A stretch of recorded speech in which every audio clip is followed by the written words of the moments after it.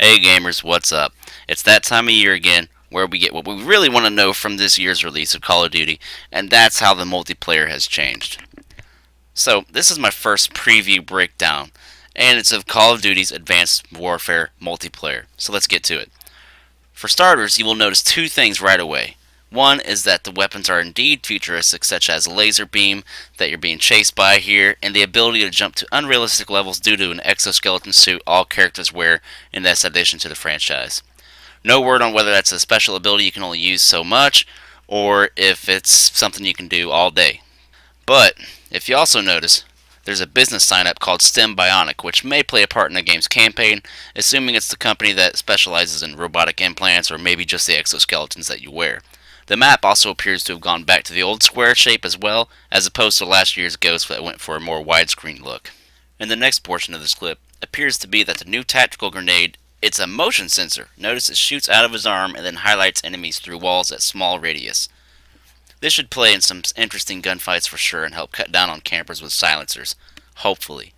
Also notice this next thing, the low blow at the top, indicating that there are more descriptive hit markers than just headshots now, as well as, I'm assuming, the one thing we've all been waiting for, which is new death animations. You're probably wondering why I have it paused here for so long, and that's for the next thing I want to show you. If you don't pay attention, you might miss it. Notice his right arm go up, and a spike ball shoot out, and the count from the bottom right go down. Assuming that's your lethal instead of a hatchet or knife, it appears you can have a retrievable spike ball, which is pretty nifty.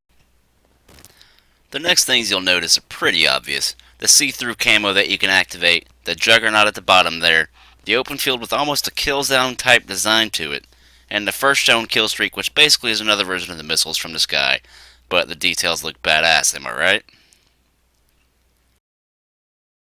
Here we see another map that appears to be on a beach with a heavy tide coming in constantly and washing back, meaning you better not be down there when it hits, as voiced later on in the preview.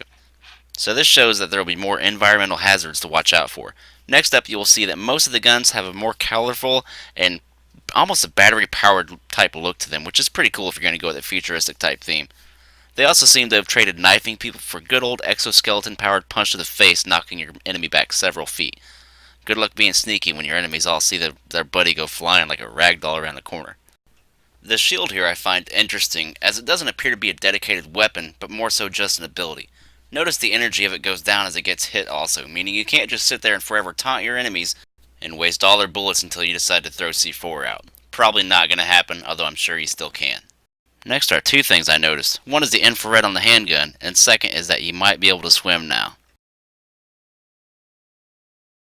Here coming up, I have no idea what these blue lasers are or what purpose they serve. And the next thing is what I said earlier, new death animations for sure.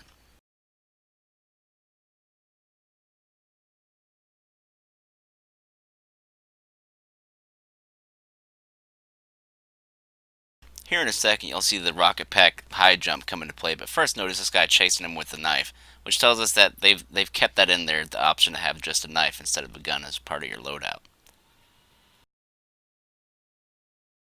And here you just see some more gameplay. And I told you the new death animations, they'll be shown in a second. And right here, look at that jump slam.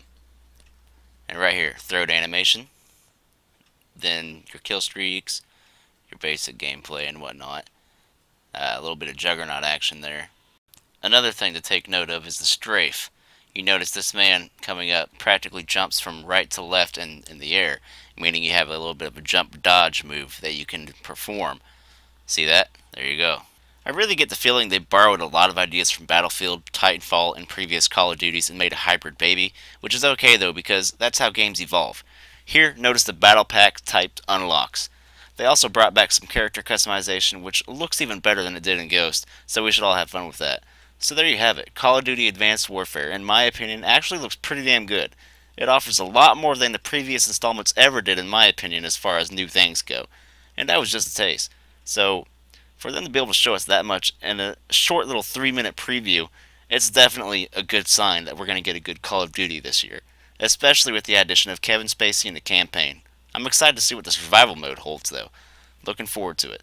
Thanks for watching, and I'll talk to you guys later. Take care.